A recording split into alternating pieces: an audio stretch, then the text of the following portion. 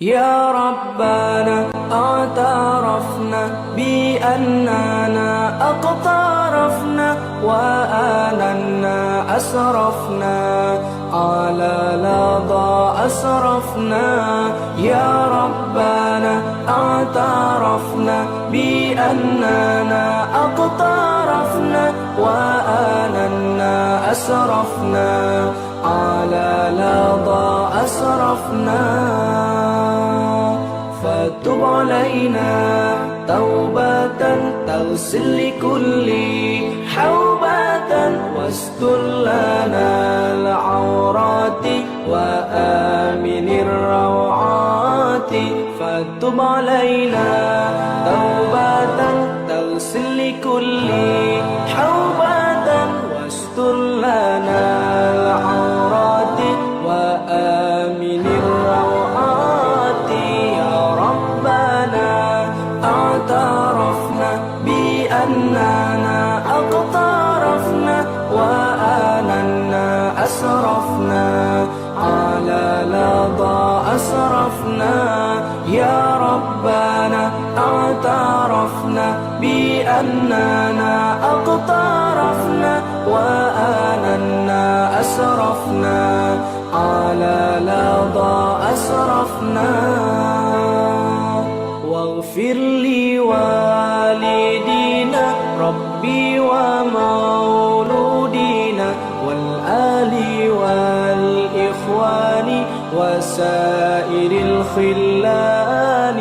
واغفر لوالدينا ربي ومولودينا والآل والإخوان وسائر الخلان.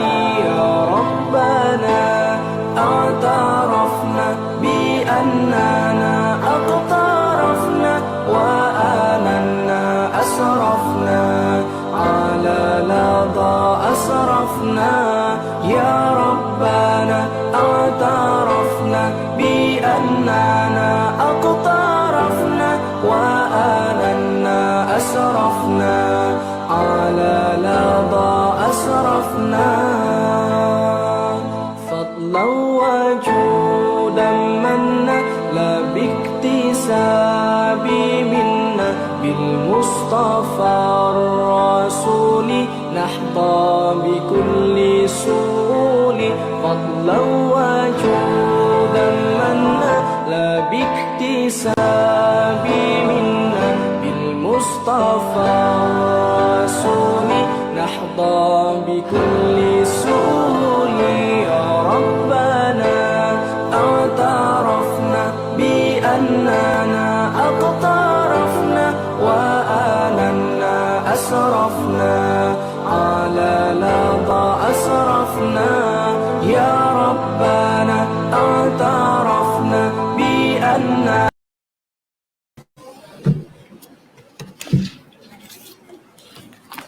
أعوذ بالله السميع العليم من الشيطان الرجيم. بسم الله الرحمن الرحيم. ولقد أوحينا إلى موسى أن أسر بعبادي فاضرب لهم طريقا في البحر يبسا لا تخاف دركا ولا تخشى. فأتبعهم فرعون بجنوده فغشيهم من اليم ما غشيهم وأضل فرعون قومه وما هدى. يا بني إسرائيل قد أنجيناكم من عدوكم ووعدناكم جانب الطور الأيمن ونزلنا عليكم المن والسلوى. كلوا من طيبات ما رزقناكم ولا تطغوا فيه فيحل عليكم غضبي ومن يحلل عليه غضبي فقد هوى. وإني لغفار لمن تاب وآمن وعمل صالحا ثم اهتدى. وما أعجلك عن قومك يا موسى؟ قال هم أولئك على أثري وعجلت إليك رب لترضى. قال فإنا قد فتنا قومك من بعدك وأضلهم السامري فرجع موسى إلى قومه غضبان أسفا قال يا قوم ألم يعدكم ربكم وعدا حسنا أفطال عليكم العهد أم أردتم أن يحل عليكم غضب من ربكم فأخلفتم موعدي قالوا ما أخلفنا موعدك بملكنا ولكننا حملنا أوزارا من زينة القوم فقذفناها فكذلك ألقى السامري فأخرج لهم عجلا جسدا له خوار فقالوا هذا إلهكم وإله موسى فنسي أفلا يرون ألا يرجع إليهم قولا ولا يملك لهم ضرا ولا نفعا صدق الله العظيم. Dan demi sesungguhnya kami telah wahyukan kepada Nabi Musa, hendaklah engkau membawa hamba-hambaku, kaumku keluar mengembara pada waktu malam. Kemudian pukullah air laut dengan tongkatmu untuk mengadakan jalan yang kering bagi mereka di laut itu. Janganlah engkau menaruh bimbang daripada ditangkap oleh musuh. Dan jangan pula engkau takut tenggelam.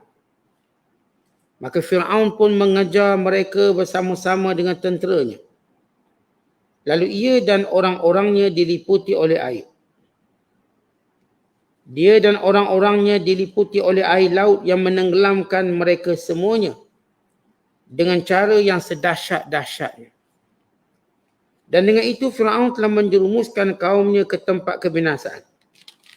Dan tidaklah ia membawa mereka ke jalan yang benar.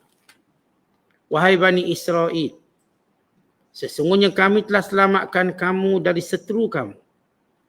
Dan kami telah janjikan kamu dengan memberi wahyu kepada Nabi Musa di sebelah kanan Gunung Tur Saina. Dan kami turunkan kepada kamu manna dan salwa. Serta kami katakan, makanlah dari benda-benda yang baik yang kami kurniakan kepada kamu. Dan janganlah kamu melampaui batas padanya. Kerana dengan demikian kamu akan ditimpa kemurkaanku. Dan sesiapa yang ditimpa kemurkaanku, maka sesungguhnya binasalah ia. Dan sesungguhnya, aku yang amat memberi ampun kepada orang-orang yang bertaubat, serta beriman dan beramal soleh. Kemudian ia tetap teguh menurut petunjuk yang diberikan kepadanya. Dan apakah yang menyebabkan engkau segera datang kemari lebih dahulu dari kaum engkau, wahai Musa? Nabi Musa menjawab, mereka itu ada mengiringi daku tidak jauh dari sini. Dan aku segera datang kepadamu, wahai Tuhanku, supaya engkau redha akan daku. Setelah selesainya urusan itu, maka Allah berfirman kepada Nabi Musa, sesungguhnya kami telah mengenakan kaummu satu fitnah ujian sepeninggalanmu. Dan mereka telah disesatkan oleh Samiri. Maka kembalilah Nabi Musa kepada kaumnya dengan perasaan marah dan duka cita. Ia berkata, wahai kaumku, bukankah Tuhan kamu telah menjanjikan kamu dengan satu perjanjian yang baik? Patutkah kamu merasa panjang masa pemergianku, menerima apa yang dijanjikan itu? Atau kamu sengaja menghendaki supaya kamu ditimpa kemurkaan dari Tuhan kamu? Lalu kamu menyalahi perjanjian kamu denganku. Mereka menjawab, kami tidak menyalahi janji kami kepadamu itu dengan kuasa dan ikhtiar kami. Tetapi kami telah dibebankan membawa barang-barang perhiasan orang-orang Mesir itu, supaya kami mencampakkannya ke dalam api, lalu kami melakukan yang demikian. Maka demikian juga Samiri mencampakkan apa yang dibawanya. Kemudian Samiri mengeluarkan untuk mereka dari leburan barang-barang itu patung seekor anak lembu yang bertubuh lagi bersuara lalu berkata, ini ialah Tuhan kamu dan Tuhan bagi Musa. Tetapi Musa telah lupa. Patutkah mereka tidak mahu berfikir sehingga mereka tidak nampak bahawa Patung itu tidak dapat menjawab perkataan mereka dan tidak berkuasa mendatangkan bahaya atau memberi manfaat kepada mereka. Masih lagi kita berada dalam penafsiran surah Taha. Surah yang ke-20 pada juzuk yang ke-16. Bermula ayat 77 sehingga ayat 89. Ayat-ayat yang kita bacakan ini menceritakan tentang Nabi Allah Musa dan perjalanan Nabi Allah Musa memimpin Bani Israel. Sesudah Allah Ta'ala membinasakan Fir'aun dengan ditenggelamkan dalam Laut Merah. Dan satu kejadian yang paling dahsyat dalam sejarah kemanusiaan. Kerana yang ditenggelamkan itu ialah Fir'aun dan seluruh bala tenteranya.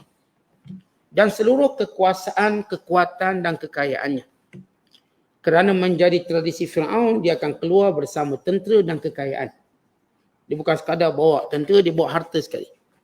Kita dah sebut bagaimana 3 kekuatan yang Fir'aun gunakan untuk berkuasa atas dunia. Yang pertama, kuasa ataupun kekuatan helah yang telah pun dikalahkan oleh Musa pada hari Nairus. Hari berlakunya pertembungan antara sihir dengan mukjizat. Maka reputasi Fir'aun secara helah, strategik dan juga propaganda hancur. Maka tinggal lagi ialah kekuasaan bala tentera yang ramai dan juga harta benda yang banyak. Dalam ayat yang lain, Allah menceritakan bagaimana Musa AS berdoa pada Allah supaya dihancurkan harta bendanya. Kerana mana-mana yang berkuasa, dia pasti gunakan harta benda untuk mempengaruhi ataupun untuk menakluki rakyat. Maka dalam fasa yang kedua, bila Allah Ta'ala menceritakan bagaimana sesudah kalahnya Fir'aun dalam pertembungan di hari Nairus, maka Fir'aun lebih agresif. Merancang untuk membunuh Musa dan seluruh Bani Israel. Kerana reputasinya dah jatuh. Maka Allah memerintahkan Musa membawa Bani Israel untuk keluar daripada Mesir menuju satu tempat yang telah dijanjikan oleh Allah, iaitu Baitul Maqdis. Tapi perjalanan ini dia terhenti dalam beberapa tempat. Tempat pertama yang mereka berhenti ialah di Padang Sinai atau di Turus Sinai, Gunung Sinai, kawasan pergunungan Sinai. Sebelum mereka memasuki Baitul Maqdis. Kalau kita lihat secara geografi pun, Turus Sinai ini dia memang menghampiri Baitul Maqdis. Kerana itu Yahudi cuba mengambilnya kembali dalam perang Arab yang terkenal. Sehingga mereka dikalahkan pada tahun 1973. Terpaksa membenarkan ataupun negara wilayah Sinai dibebaskan kembali oleh umat Islam. Maka Allah SWT memerintahkan Musa bawa Bani Israel. Sehingga mengatakan jumlah yang dibawa oleh Musa ini 70,000 orang. Ada setengah kisah atau buku kisah-kisah Nabi menyatakan jumlah mereka 600,000 orang. Seorang pengkritik sejarah terkenal menyatakan jumlah itu agak tak logik, 600,000 orang. Baik dikumpul oleh lawan Fir'aun, lagi bagus. Maka jumlah yang ideal, yang mana Nabi Allah Musa selamatkan Bani Israel ialah seramai 70,000 orang. Keluar dari Mesir sebelum subuh. Bermula daripada malam sehingga sebelum subuh. Kerana Fir'aun merancang hendak membunuh Musa dan Bani Israel selepas subuh. Maka di sini bagaimana Allah mengajar timing. Ketika mana menentang musuh, timing. Orang kuat macam mana pun timing dia salah, dia pun boleh kalah. Macam tuan-tuan tengok orang bertinju, dia bukan cerita kuat, gagah, laju, ditumbuk. Timing dia kena. Cara ditumbuk waktu, ditumbuk tu kena waktunya. Maka dia boleh menang. Sebab semua berlatih berat belaka, semua gagah belaka, semua badan berketul belaka, timing dia. Bila dikenakan tumbukan. Sama juga dalam pertentangan, Allah ajar kepada Musa dalam melawan Fir'aun. Fir'aun sudah merancang satu waktu membunuh Musa dan pengikutnya. Maka Allah telah wahyukan kepada Musa untuk lari daripada Fir'aun lebih awal daripada perancangan. Itu pada waktu malam. Semua kalau tuan-tuan baca kisah para Nabi SAW, Allah ajar timing pada mereka. Sebagaimana Allah mendidik kepada umat Islam, hamba-hambanya timing termasuk waktu solat. Sebab timing ni betul penting atau disebut dalam taukid persoalan waktu. Amat penting untuk kita selamat daripada banyak masalah. Kerana masalah kita antaranya kerana kita punya schedule ataupun jadual kita tak ikut timing dia. Maka kita pun memang menempah banyak masalah. Bila kita jaga waktu kita, kita selesai banyak masalah. Jalan pun tak jeng misalnya. Kita pun tak berebut ke orang secara waktu. Sebab itu dia ajar waktu solat. Dia ajar waktu haji bila. Dia ajar Ramadan bila. Dia ajar raya ni bila. Semua itu timing. Sehingga kita tak bertembung dengan raya orang lain. Keunikan dalam perintah Allah Subhanahu Wa Taala. Maka Allah suruh Musa pun keluar. Dan Musa AS keluar. Dan Allah menyuruh Nabi Musa melalui satu jalan yang dipukul dengan tongkat tadi membentuk 12 lorong. Kerana Bani Israel ada 12 kabilah dan mereka bergaduh sama mereka. Allah sebut dalam ayat yang lain, tahsabuhum jami'a wa qulubuhum syatta. Kamu ingat Bani Israel itu macam bersatu, Yahudi macam bersatu, hati mereka berpecah belah. Sampai hari ini, Yahudi yang duduk kat mana-mana, Zoe kita nampak macam dia satu kepala je. Dia satu kepala bila lawan orang Islam. Tapi bila melibatkan hal lain, mereka bergaduh sama-sama mereka. Mereka bergaduh. Mereka menindas sesama mereka. Mereka membunuh sesama mereka. Mereka menipu juga sesama mereka. Tapi bila membabitkan orang Islam, mereka bersatu. Itu cerita Yahudi. Bahkan akhbar-akhbar dalam satu kajian yang dibuat. Kenapa kita kalau baca negara Yahudi, kita macam tak tahu ada jenayah. Macam tak ada skamer, tak ada jenayah, tak ada penipuan. Kita tengok negara Islam, mesti ada cerita jenayah. Akhirnya seorang pengkaji, dia melihat kadar jenayah di negara Yahudi. Negara haram Yahudi. Dia dapati kadar jenayah jauh lebih tinggi daripada mana-mana negara Islam yang lain. Baik gangsternya, baik rompak, baik skamer, semua ada. Tapi antara cara mereka tutup keaiban sehingga tak diketahui oleh orang. Orang nampak Yahudi baik. Walau ajaran supaya tutup keaiban itu ajaran Islam. Islam yang ajar kita tutup aib sehingga nampak orang Islam baik. Itu asalnya. Tapi kita tak reti tutup aib kita. Sebab semua orang ada aib. Bila kita berjaya tutup aib, nampak mulia. Orang Yahudi dia berjaya tutup aib dia. Sehingga satu dunia nampak macam dia okey. Dia tak jahat. Nampak dia dizalimi. Sehingga mereka mendapat sokongan ramai hari ini. Sebelum satu hari nanti Allah Ta'ala akan melondehkan keaiban mereka. Sehingga menyebabkan mereka dibunuh oleh semua orang Islam. Tanpa keingkaran mana-mana orang. Sebab keaiban dah terlondeh semua. Kemudian Allah Ta'ala menceritakan. Bila Nabi Allah Musa menyelamatkan Bani Israel, maka Allah memberi pelbagai nikmat kepada Bani Israel.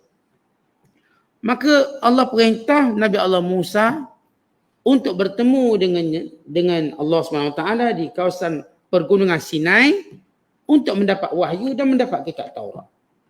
Dan membawa bersamanya ketua-ketuanya atau disebut Nuqaba seramai 70 orang. Dan memerintahkan Musa supaya berpuasa selama 30 hari. Kemudian digenapkan menjadi 40 hari.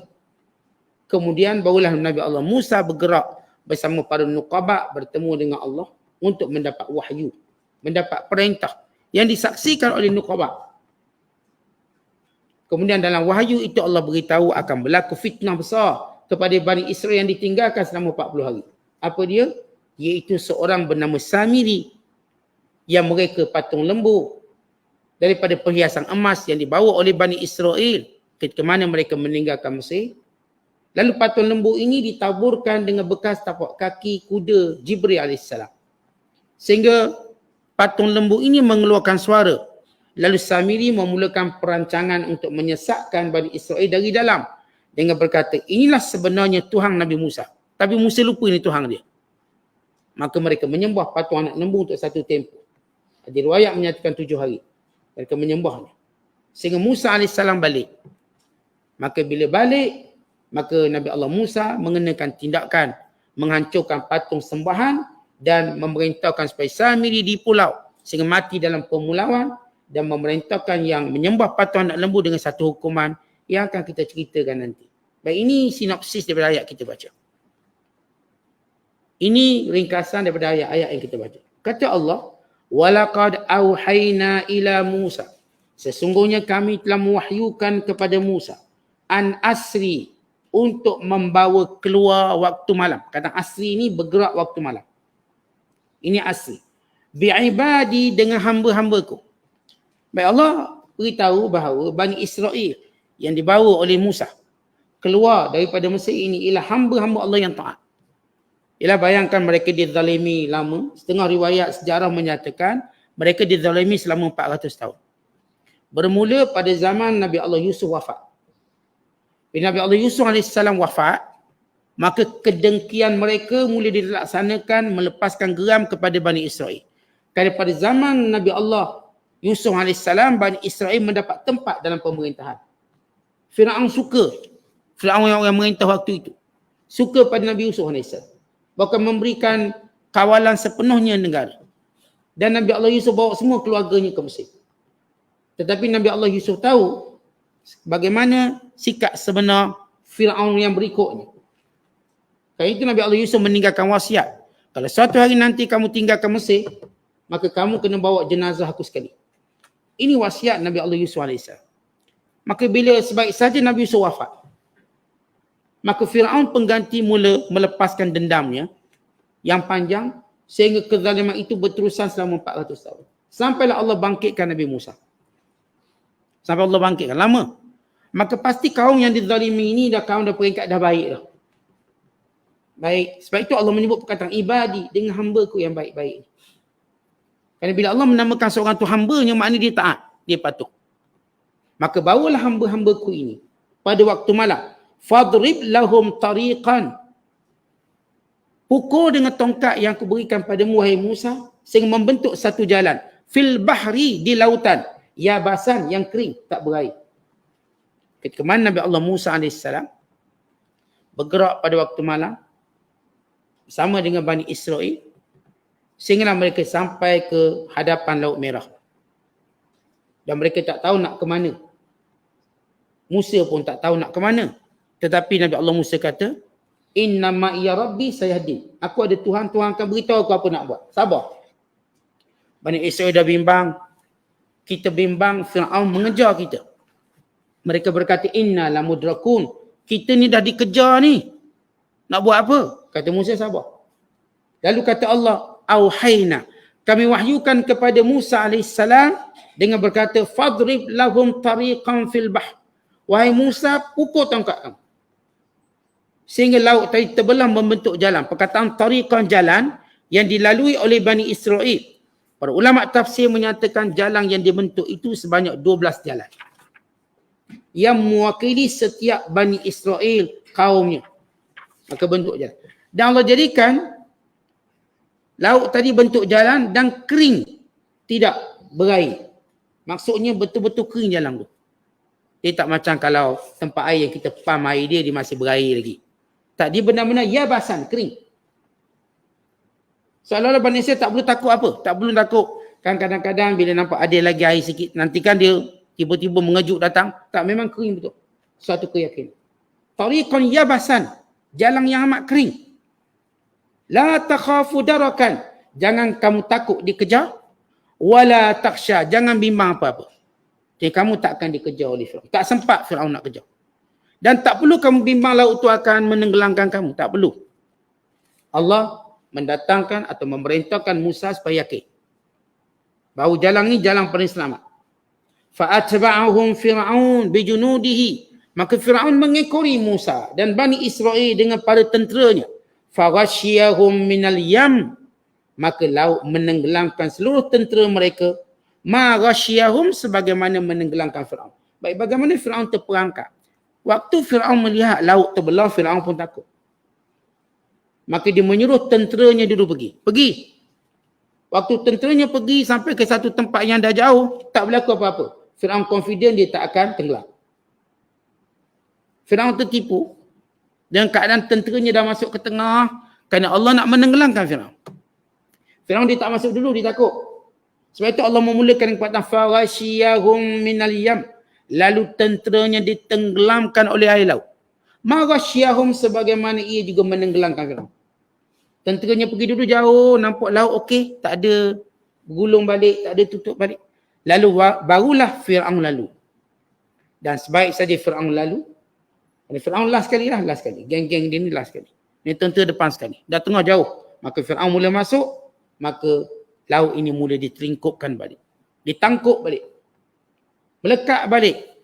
Lalu menghancurkan tentera Firaun dalam keadaan Bani Israel melihatnya. Bani Israel semua dah sampai ke darat. Dan mereka melihat, kenapa Allah suruh Bani Israel tengok supaya dia confident memang Firaun itu mati. Tidak dia kata barangkali Firaun kan dia selamat, dia berjaya berenang ke laut, ke daratan, tenteranya nanti dia datang lagi dengan kapal, dengan bahtera. Tak, Bani Israel tengok, wa antum tanzurun, dalam ayat yang lain dalam suratul Baqarah. Kami tenggelamkan Firaun dalam keadaan kamu tengok. Kamu perhati bagaimana satu persatu hancur. Habis terapung semua mayat ni. Nampak mati belaka, binasa semua. Wa adalla fir'aun qaumahu, demikian Firaun telah menyesatkan kaumnya. Wa mahada, dan dia tidak pernah menjadi sebab petunjuk pada kaumnya. Bila pemimpin tu pemimpin zalim, pemimpin jahat, dia tak akan beri kebaikan pada rakyat dia. Dia tak akan beri petunjuk pada rakyat. Akhirnya apa Firaun buat pada rakyatnya? Dibinasakan dengan kemurkaan Allah. Dihancurkan dengan kemurkaan Allah. Tidak dia dapat bahagiannya di dunia, tidak juga akhirat. Maka ini akibat bila mengikut ketua-ketua yang tidak beriman pada Allah. Kita kena ingat dalam Quran banyak ayat menceritakan bagaimana orang yang ikut ketua-ketua yang tidak membawa keselamatan dunia akhirat. Pemimpin yang tak ajak kita bertakwa kepada Allah, takut pada Allah, maka pemimpin ini tak akan menguntungkan kita, bahkan dia akan sesatkan kita dan merugikan kita dunia akhirat. Sebab itu agama kita ni bukan sekadar kita duk jaga agama kita dari sudut hukum hakam, perintah dan larangan. Kita juga kena tengok pemimpin mana kita ikut. Sebab pemimpin ni dia akan bawa kita ke suatu tempat. Sebab dalam Quran banyak Allah cerita bagaimana dialog antara pemimpin dan rakyat. Dialog. Sehingga mereka saling berlepas diri. Kalau kami tahu kamu sesat, kami tak ikut kamu. Kamulah yang paksa kami siang malam pagi petang. Pemimpin pula jawab, kamu kan ada akal, yang kamu ikut siapa suruh. Akhir pergaduhan ini tak selesai. Sehingga dua-duanya diazab oleh Allah. Jadi hati-hati dalam agama ni, yang akan melengkapkan agama kita, bukan sekadar amalan kita secara personal, secara persendirian, juga siapa pemimpin yang memimpin kita. Kerana manusia cenderung mengikuti orang ataupun cenderung ikut pemimpin. Kita macam mana pun kita cenderung ikut orang. Kadang-kadang kita buat rumah pun ikut orang. Kita pakai tudung pun ikut orang. Ikut cara design dia. Ia jadi makmur. Kita beli kereta pun ikut orang. Orang beli kereta ni, kita beli kereta ni. Kenapa? Kita memang cenderung ikut orang. Orang buat macam tu, kita macam ni. Kita tengok orang tidur, kita pun tidur juga. Ikut orang. Itu pemimpin. Pemimpin-pemimpin kita. Oleh sebab itu, perhatikan siapa pemimpin kita. Dia akan membawa kita ke satu tempat. Nabi SAW. Bukan sebelum ini Nabi-Nabi. Bani Israel dipimpin oleh Nabi-Nabi untuk bawa kepada petunjuk. Lepas Rasulullah wafat, maka Abu Bakar bawa kepada petunjuk. Demikian sahabat-sahabat, demikian pada pemimpin Islam. Bahkan kita diajar berdoa, biar kita jadi pemimpin bawa orang ke syurga. Kita diajar berdoa kepada Allah. Sebagaimana Allah sebut dalam surah Al-Furqan. Wa ja'alna lil muttaqina imama, dan jadikan kami pemimpin kepada orang bertakwa. Dan Nabi sebut kullukum ra'in, semua kamu pemimpin. Kita ni bukan sekadar cenderung ikut orang, kita juga cenderung untuk memimpin orang. Maka biar ada asas yang kuat, pemimpin yang kita pegang, pemimpin yang kita ikut. Ya Bani Israel, wahai Bani Israel, selepas diselamatkan Bani Israel daripada Firaun, maka Allah menyuruh Bani Israel mengingati nikmat dia. Supaya mereka tak kufur. Mereka tidak melampaui batas. Sebab orang bila terselamat daripada satu musibah, dia dah dalam keadaan aman, barangkali dia akan kembali ataupun dia akan buat benda-benda yang bertentangan perintah Allah. Maka Allah ingatkan, ya Bani Israel, wahai anak-anak Israel, qad anjaynakum min aduwikum. Kami telah selamatkan kamu daripada musuh kamu, yakni Firaun. Wa wa'adnakum janibat turil aiman, dan kami telah berjanji untuk memberi syariat kepada kamu dalam pertemuan di kawasan Tur Saina. Yang ketiga, wa nazzalna alaikumul manna wassalwa, kami turunkan kepada kamu manisan dan juga burung. Manna manisan, salwa burung, daging yang tersedia masak. Allah menyebut 3 nikmat utama bila Bani Israel selamat daripada kejahatan Firaun. Allah sebut nikmat pertama diselamatkan daripada kejahatan musuhnya. Kenapa Allah sebut ni dulu? Sebab perkara pertama yang perlu dihilangkan dipanggil dar'ul mafasid. Menghilangkan segala kezaliman, kemudaratan. Dalam kaedah Islam, dar'ul mafasid muqaddamun ala jalbi masalah. Menolak keburukan diutamakan daripada mengambil maslahat. Macam contoh, kalau kita sakit, perkara pertama yang kita buat kena sembuhkan sakit dulu. Sebelum kita cerita benda lain. Sebab sakit tu dia mengganggu semua nikmat lain. Bani Israel yang pertama, masalah dia ialah dizalimi oleh Firaun. Dizalimi. Ya, dia ada macam-macam kemiskinan ada, masalah agama pun ada. Tapi isu paling besar pada Bani Israel ialah dia dizalimi. Sebab itu Nabi Allah Musa pertama-tama bila jumpa Firaun, dia minta Firaun hentikan kezaliman, bebaskan Bani Israel. Dan Allah dalam membilang nikmat-nikmat pada Bani Israel supaya jangan kufur, bahkan bersyukur, Allah sebut nikmat yang paling besar, iaitu kamu dilepaskan daripada kezaliman musuh kamu. Kita kan tuan-tuan sekalian, kalau kita ada masalah banyak masalah. Dalam banyak masalah ni, pertama yang kita nak hilangkan mana? Kezaliman orang pada kita dulu. Mudarat tu kita nak hilang dulu. Kita akan rasa nikmat. Kita tak dapat kesenang lagi, tak apa. Tak dapat senang lagi, okey. Yang mudarat nak hilang dulu. Itu memang menjadi sunnah ataupun fitrah manusia. Maka Allah menyebut nikmat pertama yang perlu diingati. Kamu diselamatkan daripada kezaliman Firaun. Satu. Yang kedua, diberi nikmat syariat. Dan dijanjikan dengan syariat. Wa wa'adnakum. Kami telah janji pada kamu. Janibatul aiman. Di sebelah gunung Turus Saina. Kamu akan diberikan syariat. Diberikan kitab Taurat. Yang ketiga, Allah janjikan dengan rezeki pula. Allah beri rezeki. Wa nazzalna alaikumul manna wassalwa. Kami berikan kepada kamu manisan dan juga salwa. Artinya 3 nikmat besar, hilang mudarat 1. Dapat syariat 2. Kemudian diberi rezeki dunia.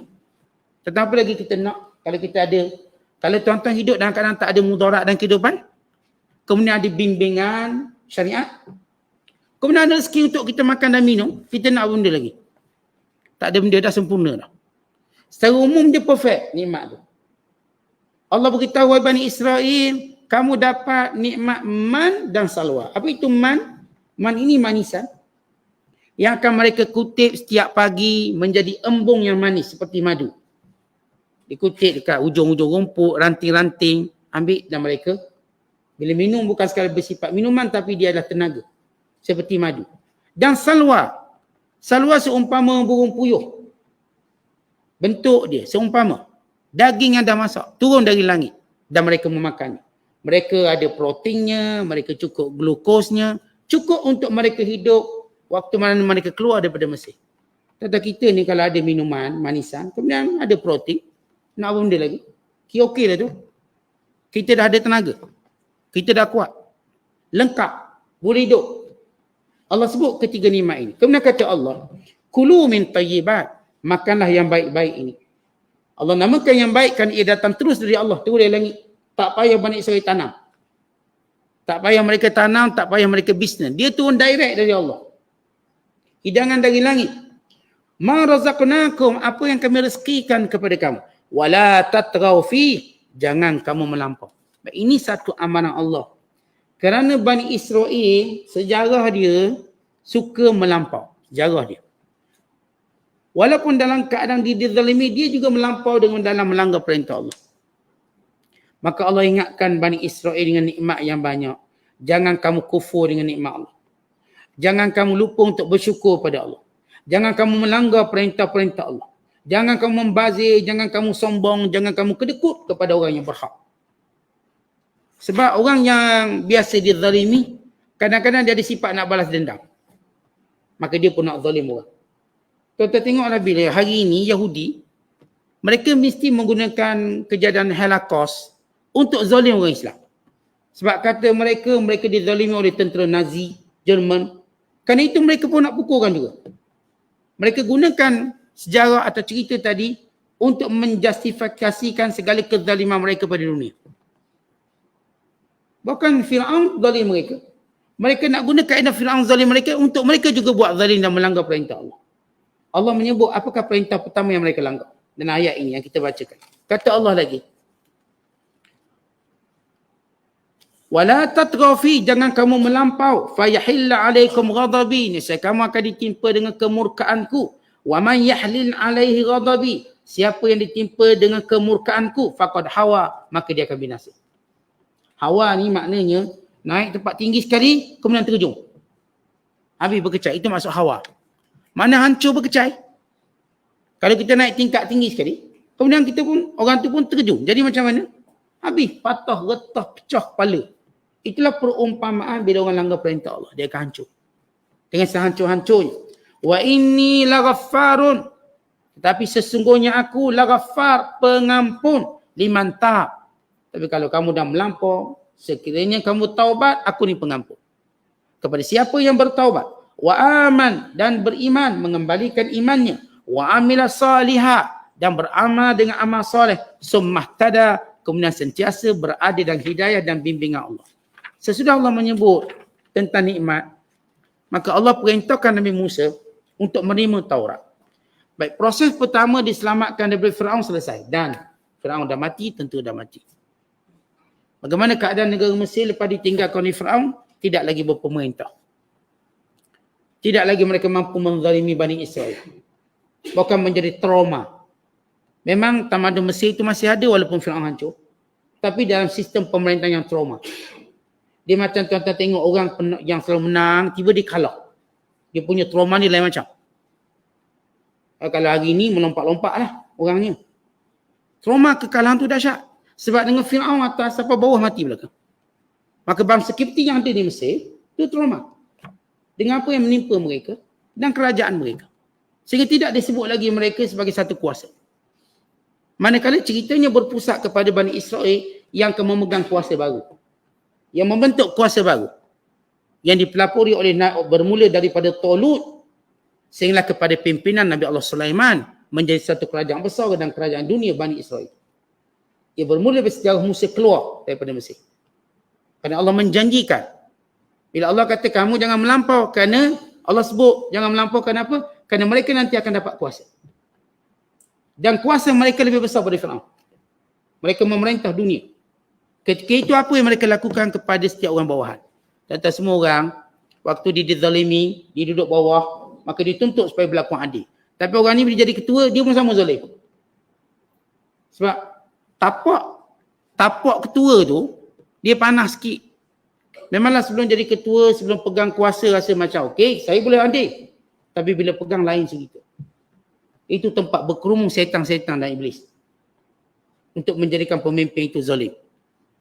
Sebab tu nama pemimpin, pantau orang, lawan sikit, dia fikir tindakan paling besar untuk kenakan. Jarang pada pemimpin bila dipegang jawatan, dia nak bersifat pemaaf pada rakyat bawahan. Semuanya sifat menghukum lebih dahsyat dan lebih keras. Semuanya nak kenakan cukai lebih tinggi. Tak ada lagi kita dengar naik pemimpin baru, cukai pun tak ada. Ada cukai, nama je lain. Tak ada lagi kita dengar bila bertukar pemimpin maka hilang kemudaratan rakyat. Sama je. Sebab posisi pemimpin itu memang panas. Melainkan orang naik dengan takwa pada Allah. Yang itu je boleh. Tapi pun tak semudah itu. Tidak semudah itu untuk mempraktikkannya. Kerana itu umat Islam dijanjikan dengan kepimpinan yang benar-benar terpelihara. Sebab itu kita ada pemimpin kita sebut Khulafa Ar-Rashidin, Al-Mahdiyin. Mahdiyin yang dalam keadaan mereka memegang tampuk kepimpinan, mereka tak mabuk. Mereka dipimpin oleh Allah. Sebab siapa pun bila dipegang tampuk pemerintah dia jadi mabuk. Macam orang minum toddy darah. Dia jadi mabuk. Mabuk kuasa. Melainkan orang yang dipimpin oleh Allah. Sebab itu Allah sebut summahtada. Kemudian dia mendapat bimbingan dan hidayah. Dalam kepimpinan. Kemudian Allah menyuruh Musa pilih ketua-ketua mereka untuk menerima Taurat. Maka Nabi Allah Musa pilih 70 orang. Dan Nabi Allah Musa pun bergerak meninggalkan kaum dengan diwakilkan Harun untuk menjaga Bani Israel. Bergeraklah Musa dengan 70 orang. Dan mereka diperintahkan oleh Allah. Asal Musa beritahu kepada Bani Israel, aku akan tinggalkan kamu 30 hari. 30 hari. Tiba-tiba Musa AS lambat 10 hari. Kerana Allah memerintahkan Musa supaya puasa lagi 10 hari melengkapi 40 hari. Kerana kejadian ini akan dimanipulasi oleh Samiri yang pelapor penyembahan berhala anak lembu. Maka Allah cerita Musa pun bergerak dengan pemimpin-pemimpin kalangan yang dipilih. Allah berfirman, "Wa ma a'jalaka an qaumika ya Musa." Hei Musa, kenapa kamu tinggalkan sahabat-sahabat musafir kamu? Musa dia berjalan dengan 70 orang pemimpin ni, tapi dia jalan depan sekali. Seperti dia tinggalkan. Dia kalau ikut kita, kalau bermusafir, bergrup, berkonvoi, tak boleh tinggal. Al-murafaqah bil muafaqah. Maknanya kalau kita namanya kawan konvoi, dia tak boleh tinggal jauh. Tapi Musa ni tinggal jauh. Maka Allah tegur Nabi Musa, wahai Musa, wa ma'ajalaka, yang kamu gaduh sangat ni, yang kamu cepat sangat ni, engkau mika, sehingga tinggal nakib-nakib belakang. Kaum-kaum kamu belakang 70 orang itu. Kenapa kamu tinggal jauh sangat, wahai Musa? Lalu jawab Nabi Musa, qala hum. Musa kata, hum, mereka ini, ni nakib, anak-anak buah aku 70 orang ni, ulai ala athari, mereka masih aku nampak dekat dengan aku. Maksudnya aku pantau dia. Aku masih nampak dia ada. Wa ajiltu ilaika rabbi, yang aku cepat sangat, bersegera sangat sebab apa? Ingin mendapat redha. Ini kerana Nabi Allah Musa, dia rasa rindu nak jumpa Allah. Dek rindunya tadi ditinggal member dia semua. Maksudnya dia punya anak buah dia ni. Sahabat-sahabat dia. Kerana dia teruja untuk bertemu dengan Allah. Teruja untuk bercakap dengan Allah. Maka bila kita teruja, kita macam nak cepat sikit pada orang. Nak cepat. Macam kita balik raya lah kan nak. Mula-mula pakat dengan adik-beradik konvo lah. 4 buah kereta, 5 buah kereta. Tapi seorang tu teruja sangat nak balik raya. Excited. Pecuk laju dia seorang. Dia sampai laju pada orang. Kenapa? Teruja. Nak cepat. Rindu kampung. Contohnya. Maka Musa AS dia rindu untuk bercakap dengan Allah. Sehingga dia tinggal dia punya anak buah 70 orang. Maka Allah tegur, kenapa kamu tinggal? Lalu kata Musa, ya Allah, tak jauh aku tinggal, masih aku dapat pantau dari jauh. Masih tahu. Mereka ni memang masih ikut track ni. Dan aku melakukan demikian kerana untuk dapat redha-Mu.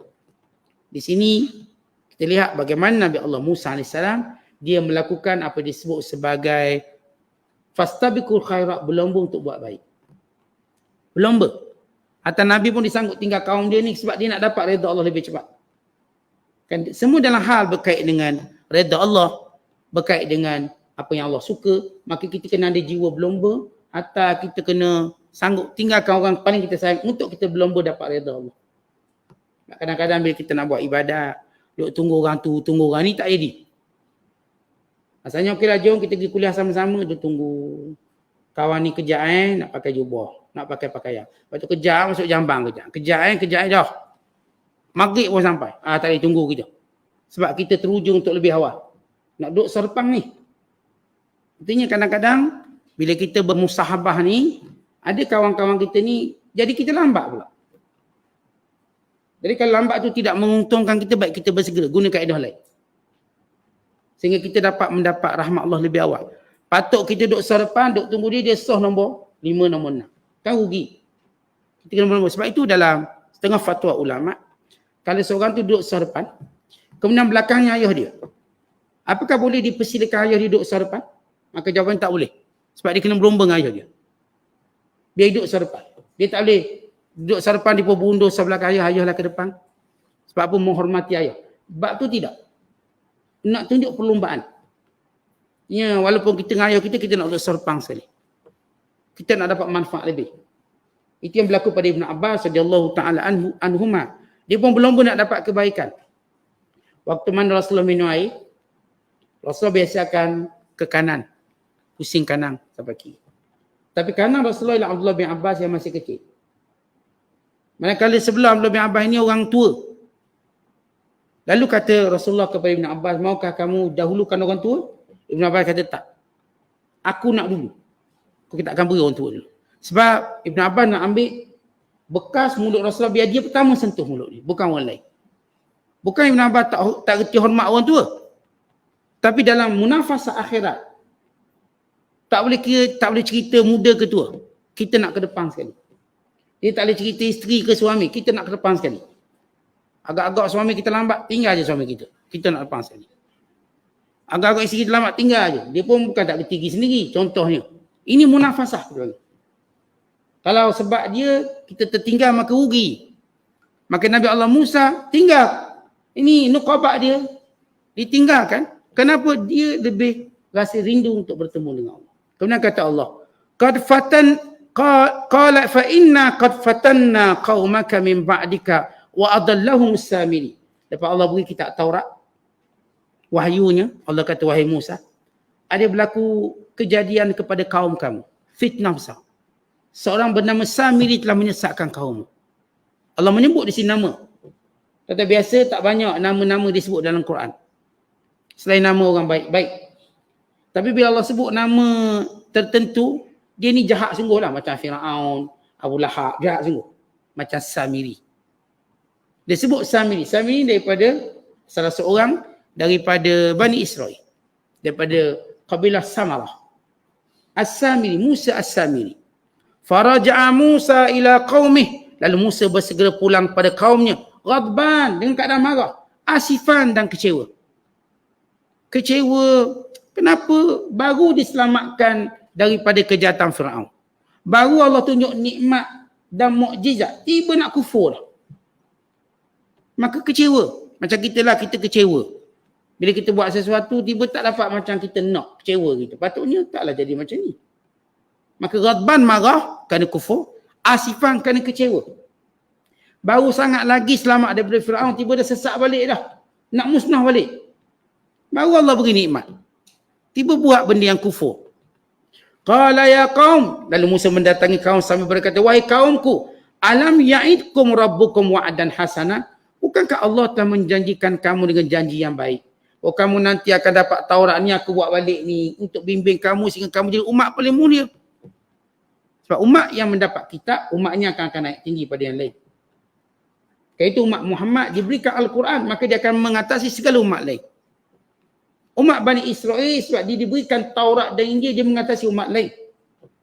Maka kata Nabi Musa, Allah dah janjikan kemuliaan, nanti kamu akan dapat Taurat.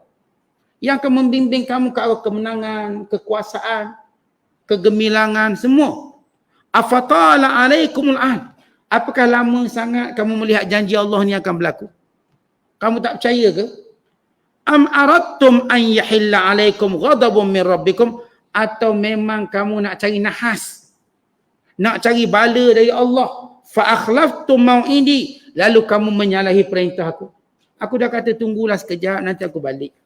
Dan aku balik bawa Taurat. Taurat ini akan bimbing kamu menjadi umat gemilang, umat terhebat. Umat yang akan mendapat kuasa. Bukan lebih hebat daripada kuasa Fir'aun. Bila mana kita beramal dengan kitab ini? Tunggu benda ni.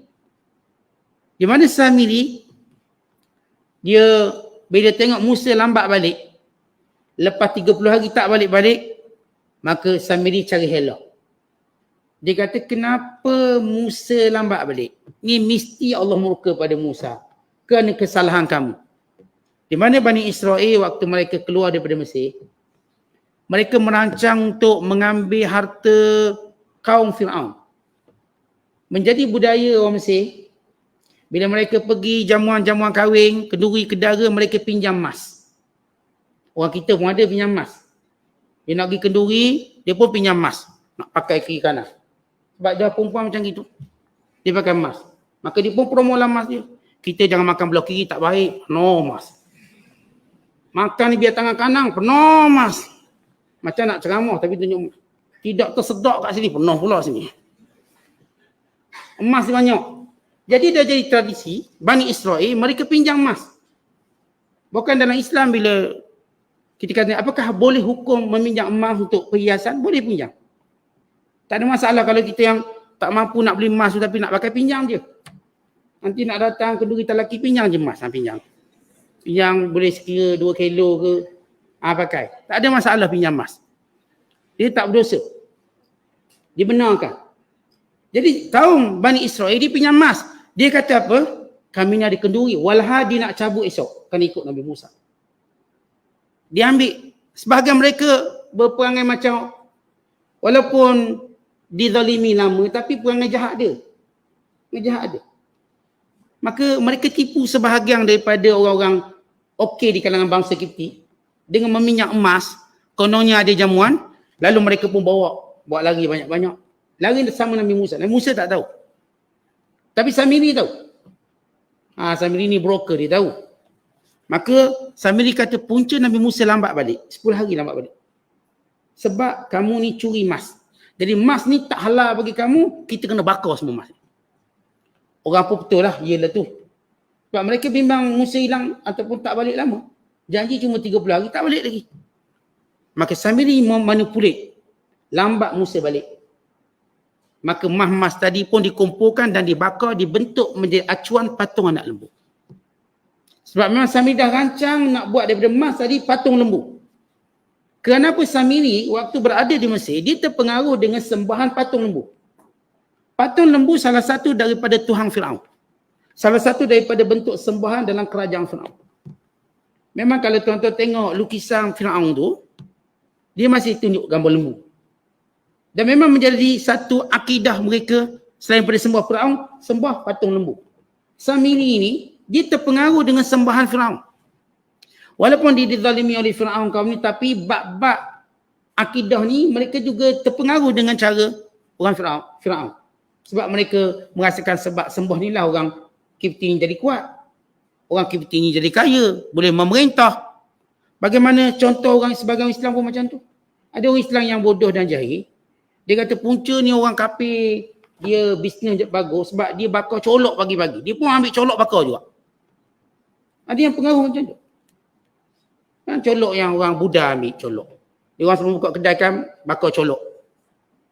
Maka dia duk buat satu analisis bodoh dia. Ni punca orang kafir kaya ni sebab dia mengamalkan bakar colok sebelum buka kedai. Jadi dia pun bakar colok juga. Sebelum buka kedai dia, buka kedai goreng pisang, bakar colok dulu. Ya ada. Ini bukan andaian, memang ada. Dia buka restoran, nak suruh restoran dia ramai, orang datang. Sebab dia punya mentaliti dia, tengok orang kafir berniaga, jadi. Sebab apa? Oh sebab dia buat macam ni. Padahal bukan isu tu. Berniaga ni bukan isu benda tu. Yang bankrupt banyak. Yang duk bakar colok bankrupt ramai mana. Tapi kerana iblis pengaruhi, maka dia pun ambil colok orang Buddha ni, dia pun sebelum buka restoran dia bakar. Itu petua dia untuk untung. Kononnya. Cerita sama Samiri. Samiri merasakan barangkali ni sebuah patung lembu ni jadi bangsa Kipti kuat gagah. Lalu dia terpengaruh dengan menyembah patung lembu.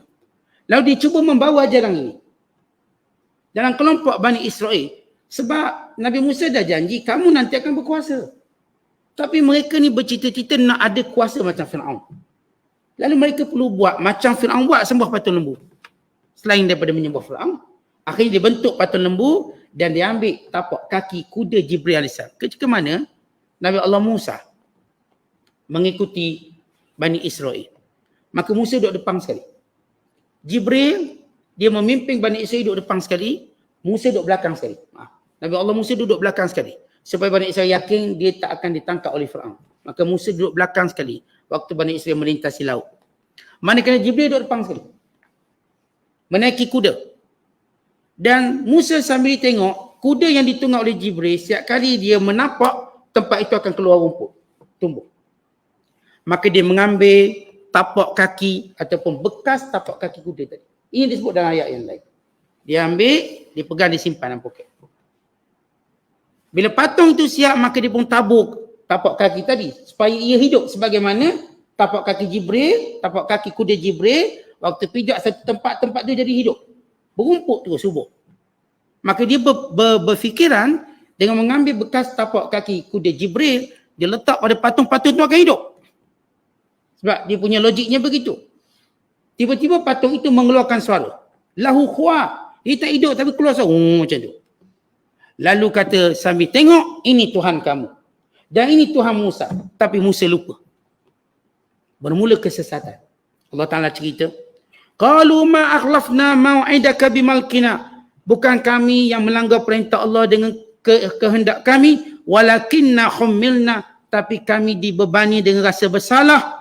auzaram min zinatil qaum, kami bawa perhiasan subang-subang, rantai-rantai daripada kaum Firaun dulu. Fakadzafna, lalu kami nak tebuk kesalahan kami campak dia dalam api. Fakadzalika alqasamiri, dan Samiri juga berbuat demikian. Fa akhrajalahum, dan Samiri mengeluarkan daripada emas yang dibakar tadi ijlan jasadan lahu khuat, patung anak lembu. Ijlan anak lembu, jasadan yang berjasad, maksudnya patung lah, patung berjasad. Lahu khuat, dia mengeluarkan suara seperti mendebuh lembu bunyi, macam tu. Padahal bukan bercakap pun, sebab dah jadi perangai manusia. Asalkan benda tu bunyi sikit, dia kata, ni mesti power. Macam kita lah tengok burung tiung, cakap Assalamualaikum je. Oh, mahal burung tiung ni. Mau 100,000. Sebab apa? Dapat beri salang sepatah. 100,000 nilai dia. Yang ustaz ceramah 3 jam, RM50 nilai dia. Ni burung tiung ni, yang dia boleh cakap sepatah Assalamualaikum, dia bela bayar 100,000. Atau tengoklah mana-mana binatang keluar sepatah ni suara. Harga itu jadi mahal. Kan maksud macam tu perangai dia. Jadi patung ni dia keluar debuh je, dia bunyi berdebuh, bunyi lembu sekali. Oh, ni Tuhan lah ni. Tengok boleh bunyi ni. Lalu mereka dipengaruhi oleh syaitan dan Samiri. Sambil dia berkata, hadza ilahukum wa ilahu Musa fanasi. Inilah Tuhan sebenar kamu dan Tuhan sebenar Musa, tapi Musa lupa nak beritahu. Mana ada Nabi lupa nak beritahu siapa Tuhan. Yang pertama Musa cakap dengan Firaun tentang Tuhan siapa? Allah. Tapi begitu cara manipulate. Afala yarawna, tidakkah mereka, kata Allah, berfikir sejenak. Fikir simple je. Alla yarji'u ilaihim qawla. Ni patung lembu ni, dia cuma bunyi, tak boleh cakap pun. Wala yamliku lahum darra, dan tidak boleh mendatangkan mudarat. Wala naf'an, ataupun faedah. Allah beri peringatan simple. Ni orang-orang yang sembah patung anak lembu, demikian yang sembah patung-patung lain, mereka ni tak fikir ke sekejap. Simple punya fikiran. Ni tak bercakap sepatah harang pun. Patung-patung ni boleh bercakap. Tak boleh cakap. Lembu tu bunyi debuh je. Bukan bercakap pun. Bukan semua patung sama tak bercakap pun. Dan tidak mendatangkan mudarat, tidak mendatangkan manfaat. Artinya Allah suruh berfikir. Dan Nabi Allah Musa beritahu pada kaumnya, takkanlah semudah itu kamu ditipu. Dah Allah dah tunjuk macam-macam mukjizat, tiba-tiba patung anak lembu juga kamu sembah. Hanya sekadar berdebah tadi. Walau dia tak bercakap pun. Dia tak kata aku Tuhanmu sembahlah. Tak kata pun. Berdebah je. Dan kamu dah anggap dia ajaib, lalu kamu menyembah. Dan ini kebodohan. Tak tahu bagaimana atau apakah punca kebodohan akal manusia. Kenapa manusia dalam bab dunia bijak? Tadi dalam bab agama dia jadi tak berbijak. Bukan bodoh. Kerana dalam bab dunia tiadanya godaan-godaan syaitan. Dan manusia benar-benar berfikir dengan inovatif. Tapi bila fikir saja bab agama, syaitan pun datang. Berkerumun syaitan datang untuk merosakkan pemikiran. Akhirnya ramai kalangan kita, walaupun dah tengok ramai orang mati, tetap mencintai dunia. Tengok beribu orang mati, dara mara dia, tetap kita sayang dunia berbanding akhirat. Tetap kita bersungguh untuk dapat dunia berbanding bersungguh dapat akhirat. Walau ada tengok orang kaya bilioner mati, tak ada apa pun ditinggal. Hanya 2 batu nisan. Itu pun orang letak. Tapi kita tetap. Macam mana kita boleh berfikir songsang macam itu? Lihat pengaruh syaitan kuat. Syaitan tu pengaruhi kita kerana dunia ni kita kekal. Sebab itu kita bersungguh berebut bab dunia. Tapi kita tak bersungguh dan berebut bab akhirat. Akhirat tak apalah orang lain dulu. Tapi bab dunia no. Kita dulu. Berebut. Gaduh pun tak apa. Mati pun tak apa. Lihat bagaimana syaitan mengajar pemikiran songsang. Sebab itu hati-hati dengan pemikiran songsang ini. Dan selalu berzikir, memohon perlindungan pada Allah. Daripada pengaruh pemikiran cara songsang. Sehingga menyesatkan manusia. Dan menyesatkan hamba Allah pada jalannya. Wallahu bisawab. Assalamualaikum warahmatullahi wabarakatuh.